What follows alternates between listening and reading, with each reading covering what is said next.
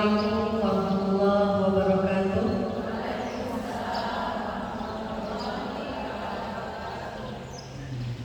Alhamdulillahilladzi arsala rasulahu bil huda wa dinil haq liyudhhirahu 'ala dini kullihi wa kafaa billahi shahidan.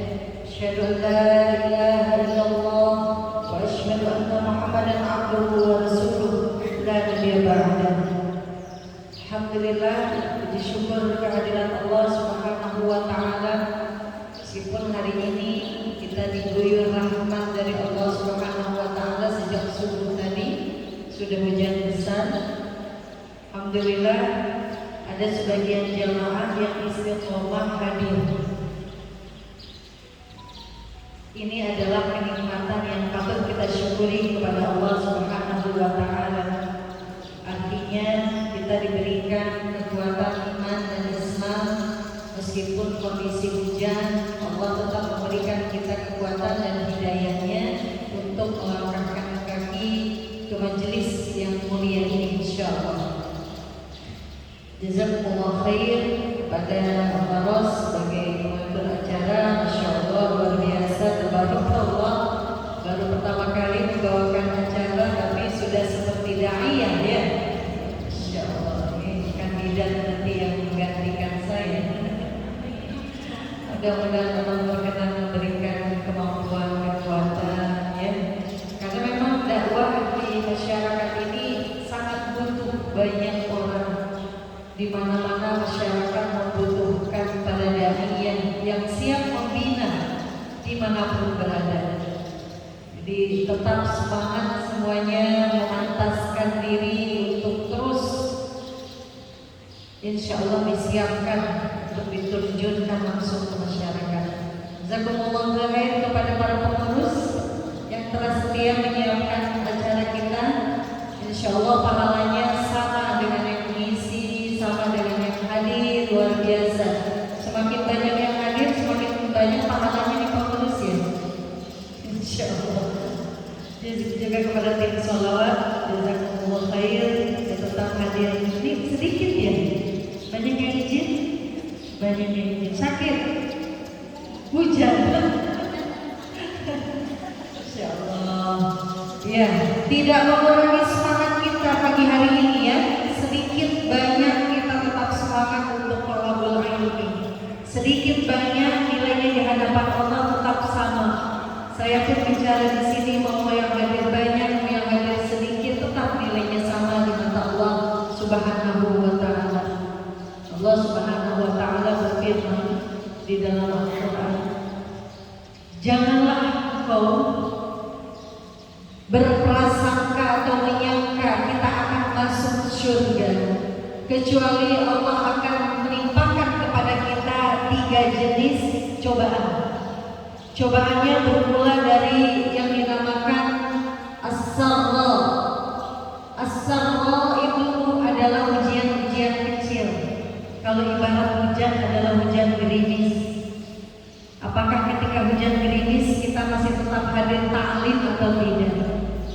Kalau masih tetap hadir ta'lim berarti kita diloloskan oleh Allah dalam ujian yang pertama. Tetapi kemudian ujiannya tidak Allah biarkan hanya di level 1 saja. Lalu kita akan dicoba lagi, ditingkatkan cobaan lagi kepada kita berupa ad-dharra. Ad-dharra itu kalau diibaratkan hujan, itu hujan sudah mulai deras seperti tadi. Nah, Allah akan melihat siapa yang lolos ujian tersebut, siapa yang tidak. Siapakah yang karena hujan agak lebat tersebut tetap berangkat menuju majelis ta'lim, berarti Allah Subhanahu wa taala telah meloloskan kita pada ujian tingkat yang kedua. Berarti iman kita sudah naik level menjadi iman yang level yang kedua, yang sudah mampu melewati ujian berupa ad-dharra, berupa hujan yang deras. Nah, mudah tidak cukup di situ. Allah Subhanahu wa taala akan memasukkan kita ke dalam surganya apabila kita sudah mampu melewati ujian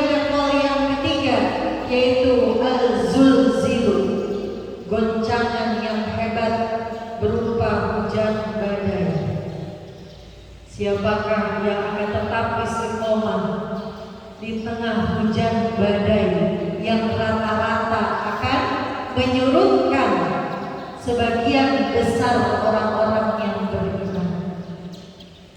Apabila kita telah lulus al-zulzil tersebut, baru Allah akan meloloskan kita masuk ke dalam surga.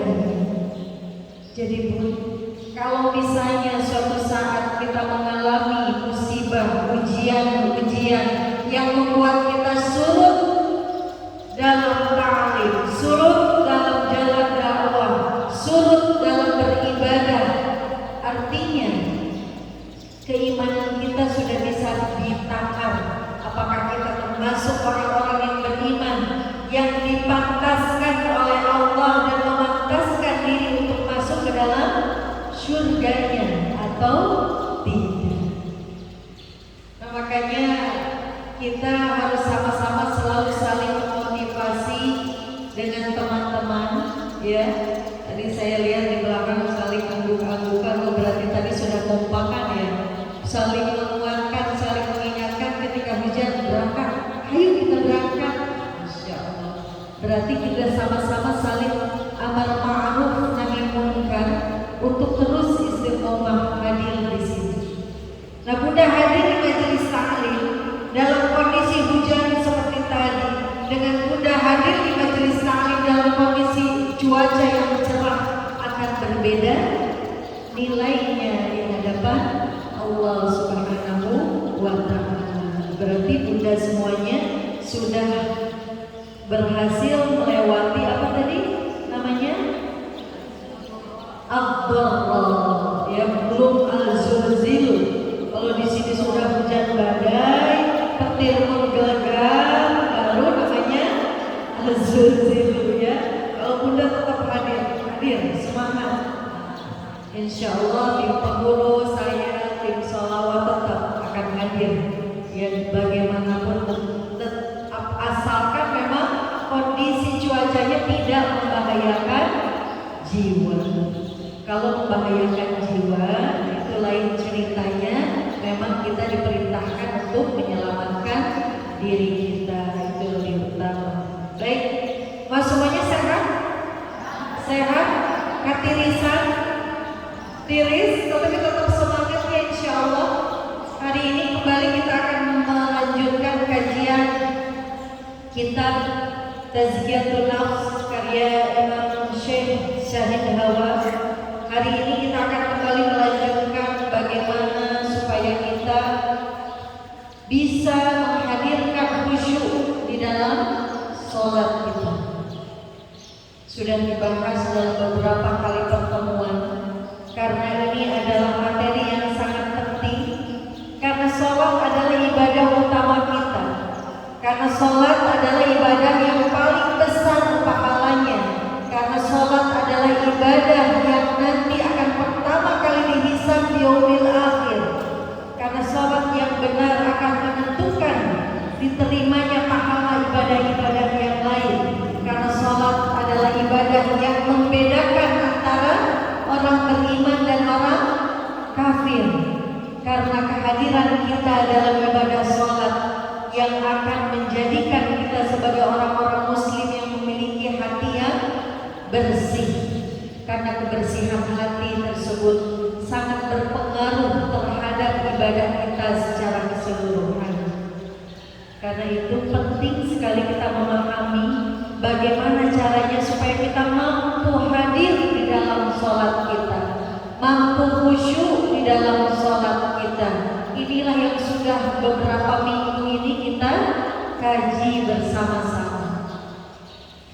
Bunda, kalau dalam ta'lim, kita ini bukan ta'lim, ini namanya tarbiyah, pendidikan. Karena kalau ta'lim itu materinya bisa berganti-ganti, tidak bersambung. Kalau ini namanya tarbiyah, kita sedang mendidik diri kita supaya kita betul-betul paham dengan materi yang kita pelajari di sini. Maka belajar di Al-Qahirin ini bersama Mar'atus Sholihah perlu keseriusan bersama. Kalau semuanya ingin meningkatkan posisinya, derajatnya di sisi Allah Subhanahu wa taala, maka kita harus sama-sama serius dalam belajar. Mengkhususkan waktu untuk selalu hadir di majelis Al-Tahirin setiap hari Kamis, supaya kita betul-betul difahamkan oleh Allah Subhanahu wa taala terkait materi tazkiyatun nafs yang sekarang sedang kita kaji. Cabang ilmu itu ada beberapa cabang ilmu yang wajib kita pelajari. Ada yang pertama kali yang paling wajib adalah apa? Aqidah, tauhid. Yang kedua, yang wajib nomor 2 apa? Tazkiyatun nafs sebelum ilmu fikih. Jadi menyucikan jiwa, ilmunya ini banyak yang belum paham bahwa ini adalah kewajiban para muslim. Ketika kita tidak mengkaji ilmu tazkiyatun nafs ini, berarti ada yang hilang dari keimanan kita. Akan ada yang hilang dari praktek keimanan kita dalam kehidupan sehari-hari. Yang ketiga baru adalah fikih. Bagaimana tata cara ibadah. Itulah yang dilaksanakan oleh Rasulullah ketika di Makkah dan di Madinah. Rasulullah kuatkan dulu akidah umat Islam selama di Makkah selama 13 tahun dididik. Dan Rasulullah juga selama 13 tahun itu mengajarkan tazkiyatun nafs, mensucikan jiwa dengan cara dicontohkan langsung oleh Rasulullah SAW melalui akhlaknya yang mulia. Bagaimana Rasulullah pemaafnya, bagaimana Rasulullah lembutnya, bagaimana Rasulullah husnudnya, bagaimana Rasulullah pemaafnya, bagaimana Rasulullah ikhlasnya, bagaimana Rasulullah ridhonya. Itu adalah berbagai contoh yang dicontohkan oleh Rasulullah SAW tentang pentingnya tazkiyatun nafs yang akan menghadirkan adab dan akhlak yang mulia. Wa ma bu'ithu liutammima makarima akhlak. Sesungguhnya Rasulullah itu tidak diutus. Bahkan Allah Subhanahu wa taala menekankan, wa ma bu'ithu, sesungguhnya Rasulullah itu tidak diutus liutammima, kecuali dalam rangka menyempurnakan akhlak. Inilah yang sedang kita pelajari melalui kajian tazkiyatun nafs, supaya membersihkan hati kita sehingga nanti menghadirkan akhlak dan adab yang baik yang mulia. Terkait dengan adab ini sudah lama sekali terjadi krisis di umat Islam. Bahkan di zaman Imam Al-Ghazali pada tahun 1000-an Masehi, berarti sekitar berapa ribu tahun yang lalu, Bunda? Tahun 1000 itu berarti tahun berapa? Berapa tahun yang lalu? Sekarang tahun berapa? 2000, berarti 1020 tahunan yang lalu sudah terjadi krisis adat. Karena itulah Imam Al-Ghazali rahimahullah menyusun karyanya yang fenomenal, yaitu kitab apa? Ihya Ulumuddin, kitab yang bermaksud untuk ihya, menghidupkan ulumuddin, ilmu-ilmu agama. Salah satu cabangnya adalah ilmu mensucikan jiwa. Itu Bunda. Yang kedua, kita sudah mempelajari bagaimana cara khusyuknya dalam sholat. Kenapa kita harus khusyuk dalam sholat? Supaya jiwanya bersih, betul. Tetapi antara khusyuk dalam sholat dengan jiwa yang bersih ini selalu saling timbal balik. Kita sholat khusyuk akan melahirkan jiwa yang bersih. Kita supaya khusyuk harus memiliki jiwa yang bersih. Jadi selalu timbal balik. Tidak mungkin kita khusyuk kecuali jiwa kita bersih. Tidak mungkin kita memiliki jiwa bersih kecuali kita mampu khusyuk di dalam sholat. Dan ingat Bunda, pahala yang kita dapatkan di dalam sholat itu tergantung dari berapa banyak apa? Kita mampu khusyuk hadir di dalam sholat kita. Kehadiran kita di dalam sholat itulah yang nanti akan membuat kita mampu mengamalkan salah satu ayat, inna sholata tanha anil fahsya'i wal munkar. Tidak mungkin kita bisa membuat sholat kita mampu membuat kita mencegah dari perbuatan keji dan munkar kalau sholatnya tidak khusyuk.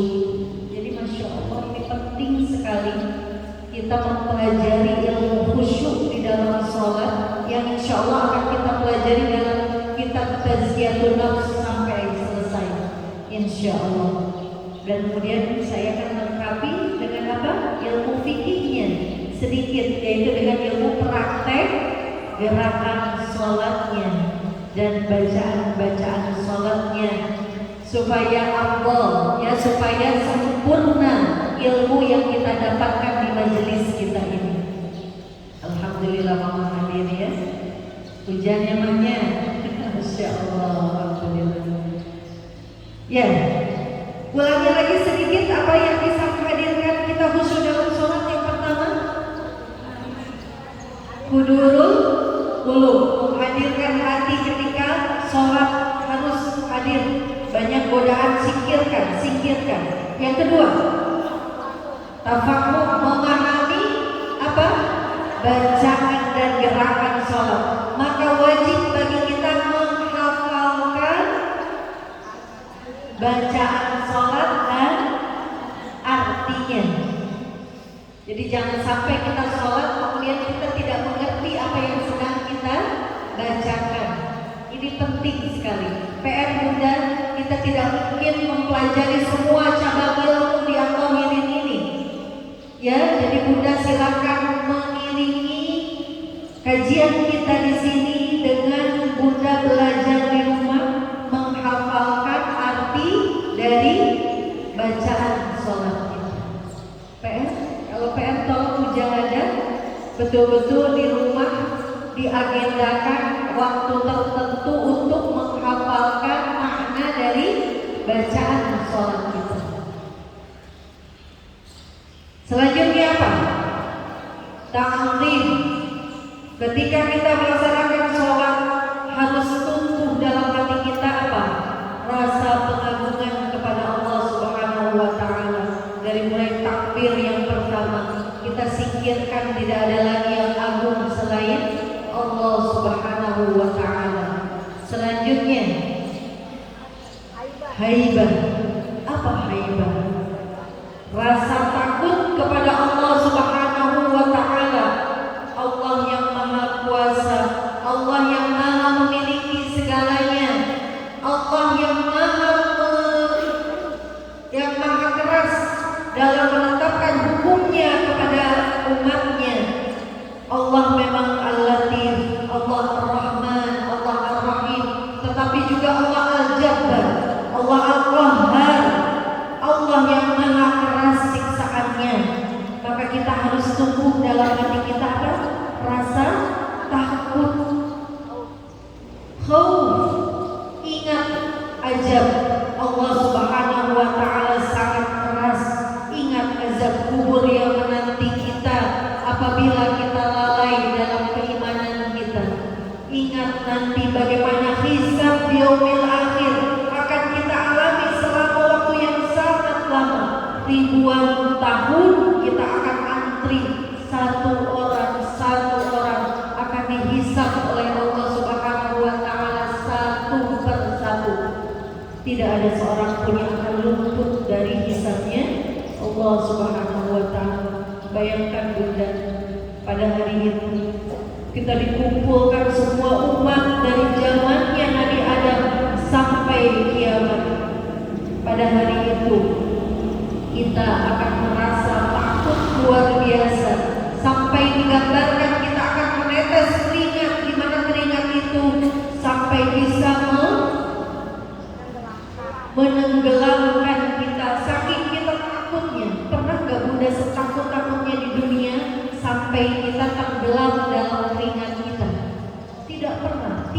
ada yang pernah mengalami. Tapi nanti di yaumil akhir, orang-orang yang dipenuhi dengan maksiat kepada Allah Subhanahu wa taala akan ditenggelamkan oleh keringatnya sendiri. Bahkan banyak yang bercucuran keringat darah. Saking takutnya baru sadar bahwa sesungguhnya apa yang dia lakukan di dunia itu adalah kemaksiatan kepada Allah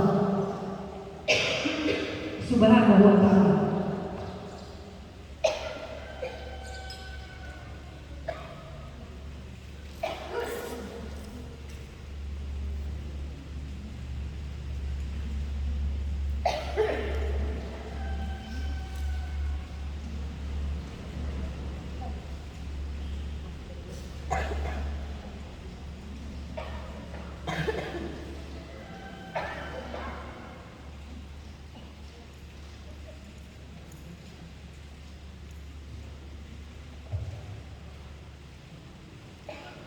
Ya, mohon maaf.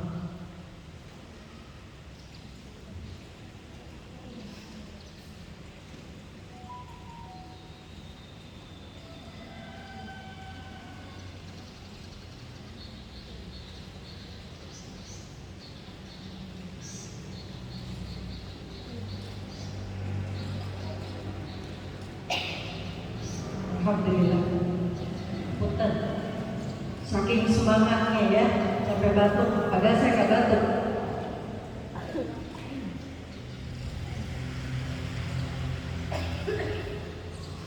Baik, kita lanjutkan. Membahas semuanya. Tadi adalah hibah. Ya, bagaimana kita memang harus seimbang antara rasa kita cinta kepada Allah Subhanahu wa taala dengan rasa takut. Jangan sampai kita dihina-bobokan oleh rasa cinta kita kepada Allah, oleh sifat-sifat Allah yang Maha Agung, yang Maha Rahman, yang Maha Rahim, yang selama ini kita rasakan dalam kehidupan di dunia ini. Kita sudah merasakan betapa besarnya kasih sayang Allah, betapa Allah itu selalu hadir untuk kita mengurus diri-diri kita. Tetapi kita juga harus paham bahwa Allah Subhanahu wa taala Maha keras azabnya. Ini yang harus membuat kita waspada dalam kehidupan, tidak terlena, sehingga kita terus menghisap diri kita, terus menghisap amal kita. Jangan sampai amal-amal kita menjadi amal-amal yang lalai, amal-amal yang tidak berkualitas karena kurang imannya kita kepada Allah Subhanahu wa taala, sehingga Allah yang Maha sempurna kita berikan kualitas ibadah yang tidak pantas. Ini yang harus kita waspadai bersama. Sudah 4 ya, hal-hal yang bisa menghadirkan khusyuk di dalam sholat kita. Yang kelima adalah roja. Antara haibah atau khauf dan roja itu harus seimbang ada di dalam hati kita. Terlalu khauf, terlalu takut membuat kita putus harapan, sehingga kehidupan kita selalu dipenuhi dengan ketakutan, dicekam oleh rasa takut. Banyak orang yang harus konsul ke psikiater karena hidupnya selalu dipenuhi dengan rasa takut, kekhawatiran yang luar biasa, tidak merasa aman.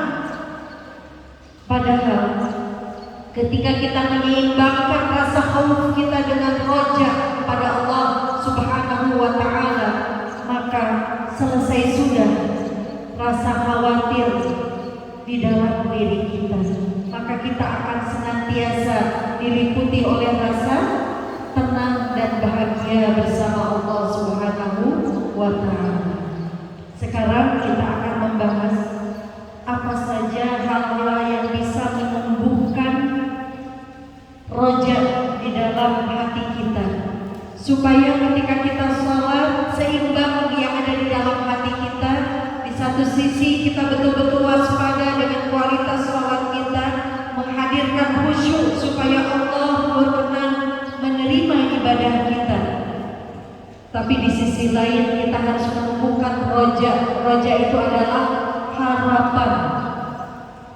penuh harap kepada Allah Subhanahu wa Ta'ala. Roja inilah yang akan membuat kita optimis, yakin, berharap ibadah kita diterima oleh Allah Subhanahu wa Ta'ala. Yang pertama, yang bisa menumbuhkan rasa roja di dalam hati kita adalah sifat Allah Al-Latif. Bagaimana Allah Subhanahu wa Ta'ala itu sangat lembut. Lembut dalam hal apa, Bunda? Lembut dalam pengawasan terhadap amal ibadah yang kita lakukan. Sekecil apapun ibadah kita, insya Allah terjamin di sisi Allah Subhanahu wa Ta'ala catatannya. Tidak mungkin Allah meloloskan atau lolos mencatat amal kita sekecil apapun. Ini semua umat sudah paham ya, bagaimana di dalam Al-Quran sudah banyak sekali sering kita baca ayatnya. Bismillahirrahmanirrahim. Ayatnya apa? Ayatnya apa? Faman ya'mal mithqala dzarratin khairan yarah wa man ya'mal mithqala dzarratin syarran yarah. Barang siapa yang melakukan amal sekecil apapun kebaikan, meskipun sebesar dzarrah sekalipun, maka Allah akan memberikan ganjaran kepadanya. Demikian juga sekecil apapun keburukan, fahisah yang kita lakukan, maka Allah pun sudah menyiapkan ganjarannya. Jadi Allah itu Al-Latif, Maha lembut, Maha teliti terhadap amal-amal yang kita lakukan. Karena itu kita tidak pernah takut amal kita sekecil apapun, meskipun tidak diketahui oleh manusia, akan tetap dicatat sebaik-baiknya di sisi Allah Subhanahu wa Ta'ala. Inilah yang akan membuat kita, baik kondisi terlihat oleh manusia maupun tidak terlihat oleh manusia sedang sendirian, kita akan tetap beribadah dengan sebaik-baiknya. Ada orang kalau di belakang orang itu ibadahnya asal-asalan, tetapi ketika di depan orang ibadahnya dibagus-baguskan. Banyak orang seperti ini. Berarti orang seperti ini belum memahami, belum mengerti, belum mengenal sifat Allah Al-Latif, belum memahami bahwa sebenarnya yang terpenting bagi kita adalah justru amalan-amalan yang tersembunyi ketika orang lain tidak tahu.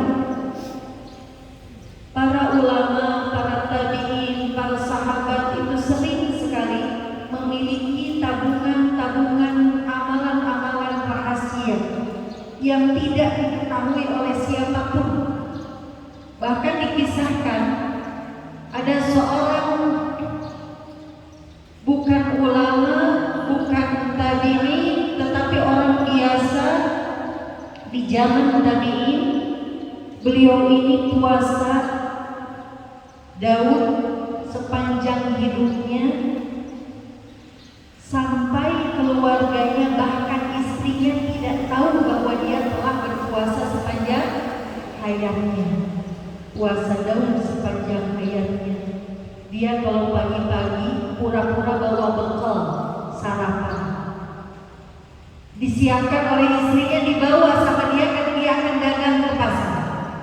Di tengah perjalanan diberikan bekal ini kepada orang-orang di pinggir jalan siapapun. Lalu nanti siang hari dia beli makanan di warung seperti biasa. Ini memberikan kesan bahwa dia makan siang. Padahal makanan ini disimpan untuk nanti dibawa pulang untuk oleh-oleh ke rumah. Sepanjang hayatnya itu dilakukan hal seperti ini oleh sahabat ini, saya lupa namanya. Sampai kemudian terbongkar ketika beliau sudah meninggal Justru amal-amalan seperti inilah yang nanti insya Allah akan tercatat pahalanya lebih besar di sisi Allah Subhanahu wa Ta'ala. Bahkan kita sudah sering mendengar bagaimana ketika kita sedekah, usahakan sedekah dengan tangan kananmu dan tangan kirimu tidak tahu. Itu adalah seutama-utamanya sedekah.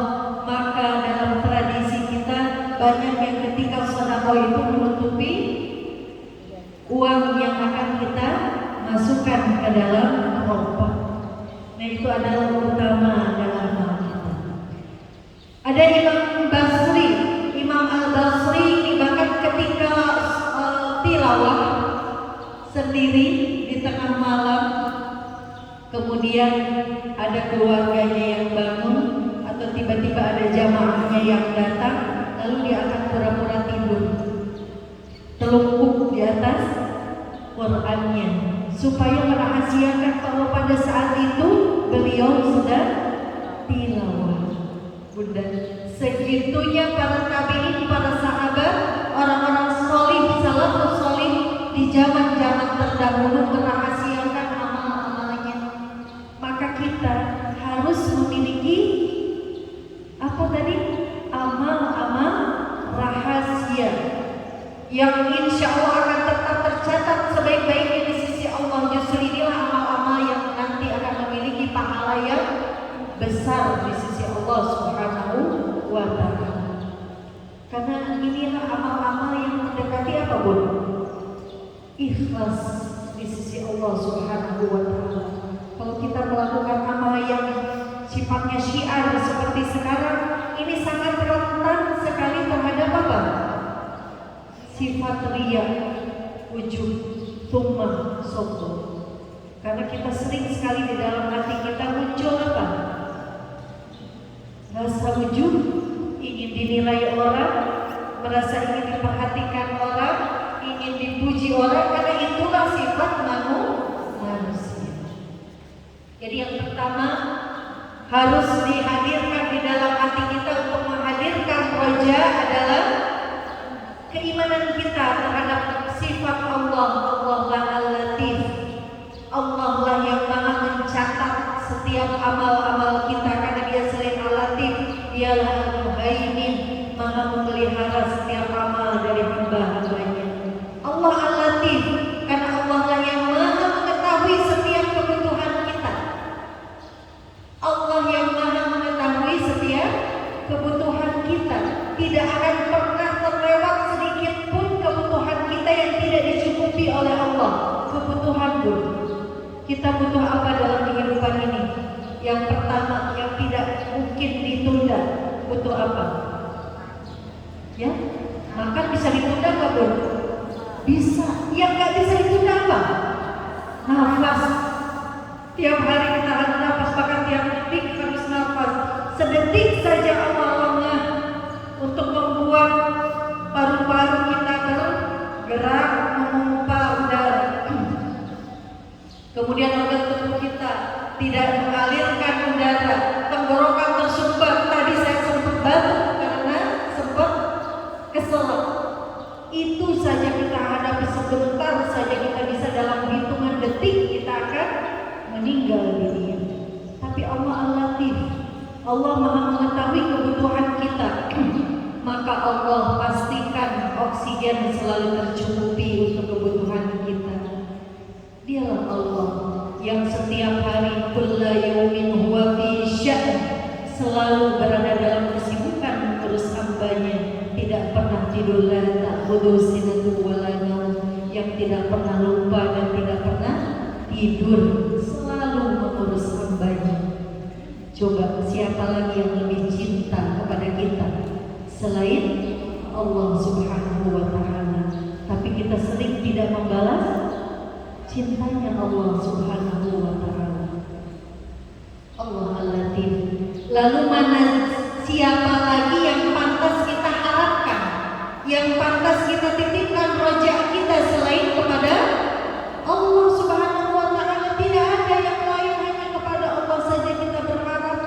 Suami kita bisa meninggal, anak kita bisa teledor kepada kita,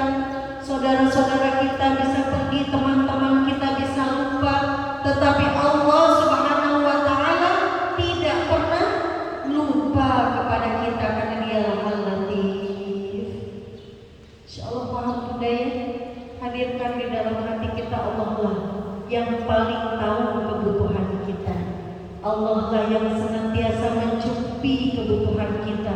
Gak apa-apa saudara kita tidak hadir, ibu kita tidak memeluk kita, tetapi Allah selalu menjaga, memeluk kita. Ya, kalau hadir saja, tidak hadir hari ini temannya, tidak hadir. Kalau saja hadir, sebenarnya kegalauan itu tidak harus hadir di dalam hati kita, sehingga kita harus pergi ke psikiater atau psikolog. Cukup dengan memahami sifat-sifat Allah saja, semua masalah kita akan selesai. Karena selama ini kita tidak mengenal Allah Subhanahu wa Ta'ala, padahal Dialah segalanya untuk kita. Dulu waktu kita nikah, sering orang gombal-gombalan ya, suami istri baru kalau pas baru nikah, engkaulah segalanya. Boleh nggak bilang engkaulah segalanya? Tidak boleh, ya, karena memang suami kita bukan segalanya bagi kita, kita juga bukan segalanya bagi suami kita. Segalanya bagi kita adalah Allah Subhanahu wa Ta'ala yang tidak pernah meninggalkan kita. Selanjutnya Bunda, kita lihat apalagi yang bisa membuat kita hadir, sifat rasa ar-raja. Yang kedua adalah betapa dermawannya Allah Subhanahu wa Ta'ala. Ini mewakili sifat Allah Asy-Syakur, bahwa Allah lah, Dialah Allah yang selalu memberikan pahala terbaik dari apa? Amal kita yang sedikit. Bunda hadir di sini, pahalanya luar biasa. Sepanjang Bunda hadir di majelis ta'lim ini, Allah janjikan Bunda ketenangan, rahmat dari Allah Subhanahu wa Ta'ala, dan didoakan kebaikan untuk Bunda, kesehatan Bunda, keberkahan rezeki Bunda, keistiqomahan Bunda dalam keimanan. Itu adalah pahala terbesar dari Allah Subhanahu wa Ta'ala. Hadir di majelis ta'lim dengan penuh fokus, insya Allah Allah akan memberikan pahala tadi yang terbaik. Bunda selama di sini, kalau hatinya hadir, pernah gak merasa galau? Tidak. Di rumah masalah diingat? Ingat. Kalau lagi hadir, kalau fokus, hilang semua masalah, diliputi oleh sakinah, ketenangan dari Allah Subhanahu wa Ta'ala. Itulah janji dari Allah ketika kita hadir di majelis-majelis yang membahas ilmu-ilmu Al-Quran, ayat-ayat Al-Quran. Apalagi contoh kedermawanan dari Allah Subhanahu wa Ta'ala. Banyak sekali ibadah-ibadah yang dijanjikan oleh Allah Subhanahu wa Ta'ala pahala yang terbaik. Apa saja Bunda? Apa contohnya? Apa? Sholat fajar. Apa sholat fajar ganjarannya? Diberikan pahala seluas langit dan bumi, bahkan lebih baik dari seluas langit dan bumi. Apa kekayaan? Siapa yang memiliki kekayaan di dunia ini, termasuk orang terkaya di dunia ini, yang memiliki langit dan bumi? Ada? Tidak ada ya. Orang yang paling kaya sekalipun di dunia ini, yang sekarang hidupnya luar biasa bermegah-megahan dan terkenal di seluruh dunia, itu tidak ada yang memiliki kekayaan seluas langit dan bumi. Semua yang ada di bumi ini milik kita. Semua yang ada di langit milik kita. Hanya dengan melaksanakan sholat fajar sebelum subuh 2 rakaat. Karena itu Rasulullah tidak pernah meninggalkan amalan sholat fajar ini, karena begitu besarnya pahala yang sudah Allah janjikan. Berarti selama hidup kita sudah berapa langit dan bumi yang kita miliki? Karena sering sekali kita rata-rata setiap hari sholat fajar, Bunda ada waktu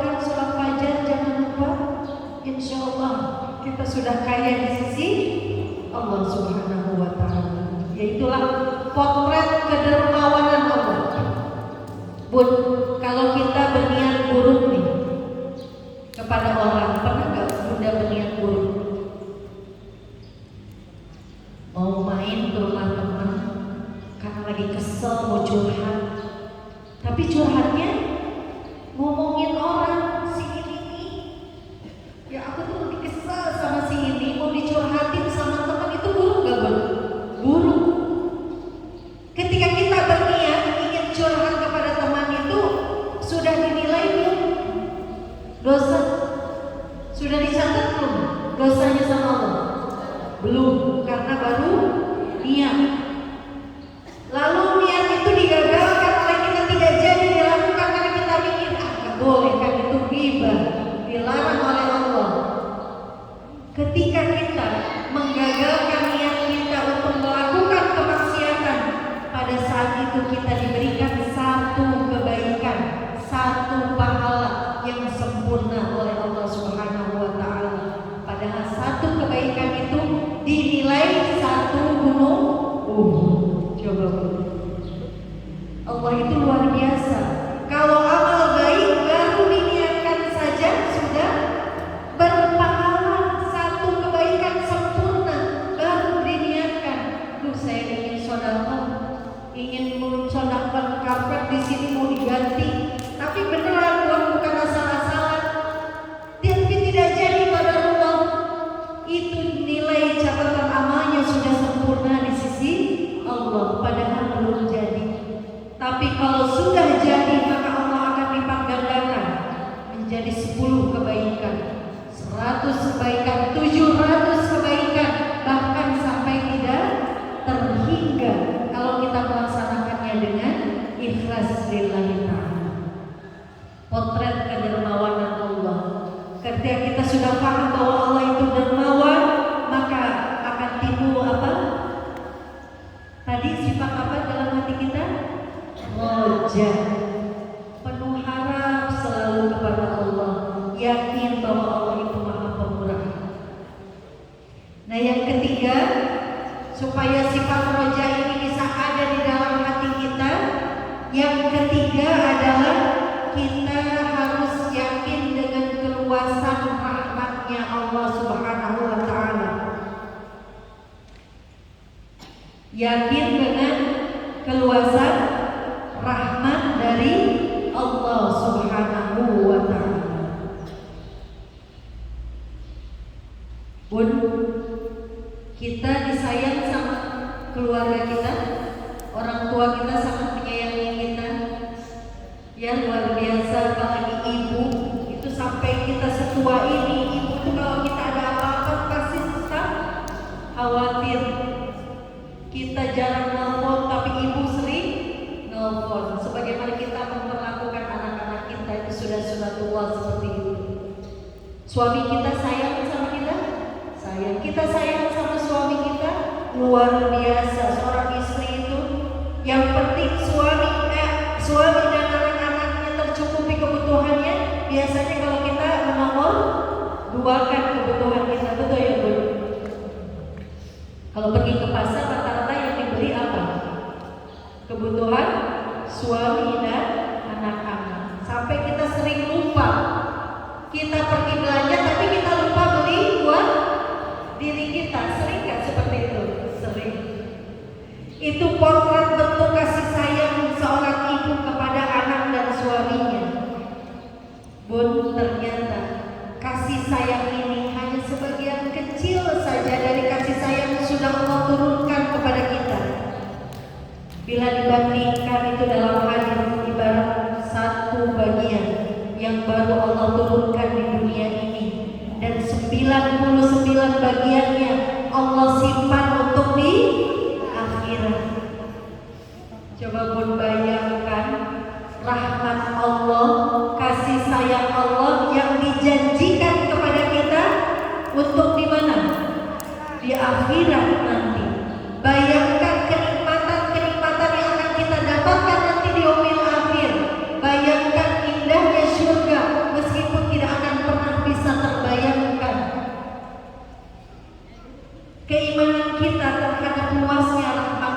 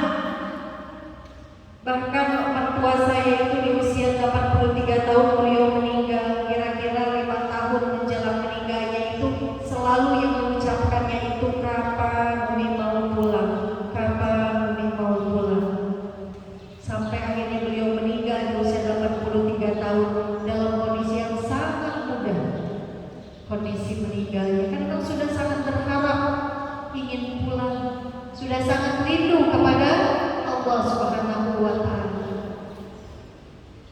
Itu Bunda yang akan membuat kita tetap kuat di dunia ini dan kemudian bisa lolos dari segala macam ujian, karena kita tidak menghalalkan segala cara.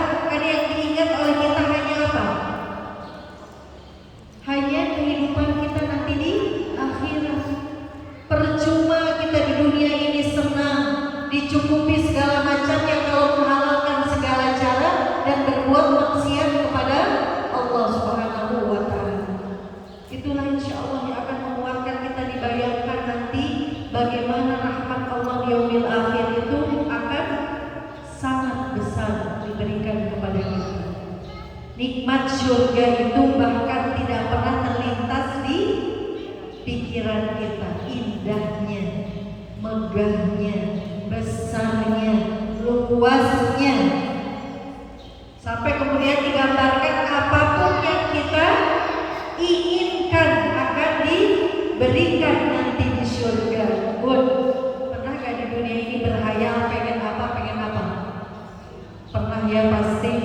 Tapi itu kan belum tentu kita dapatkan. Tapi nanti di surga apapun yang kita inginkan langsung diberikan oleh Allah Subhanahu wa taala. Inilah yang insya Allah akan membuat kita yakin, karena tadi 99 rahmat belum Allah turunkan di dunia ini. Allah simpan khusus untuk siapa? Orang-orang yang beriman. Hanya untuk orang-orang yang beriman 99 kali. Baik Bunda, saya tadinya ingin menyelesaikan sampai dengan hayat, tetapi ternyata kita baru bisa menyelesaikan sampai rojak saja, karena masih ada PR buat kita untuk melanjutkan materi fikih kita. Mudah-mudahan dipahamkan oleh Allah Subhanahu wa taala hari ini. Ilmunya mudah-mudahan diberikan ilmu yang bermanfaat. Kita ulangi lagi sedikit apa yang akan menghadirkan rasa roja di dalam hati kita. Yang pertama adalah keimanan kita atas sifat Allah Al-Latif. Yang kedua, betapa dermawannya Allah Subhanahu wa taala. Dan yang ketiga, betapa luas rahmat dari Allah Subhanahu wa taala. Alhamdulillahirabbil alamin. Silakan kepada tim sunduk untuk menjalankan tugasnya, meskipun komandannya tidak hadir.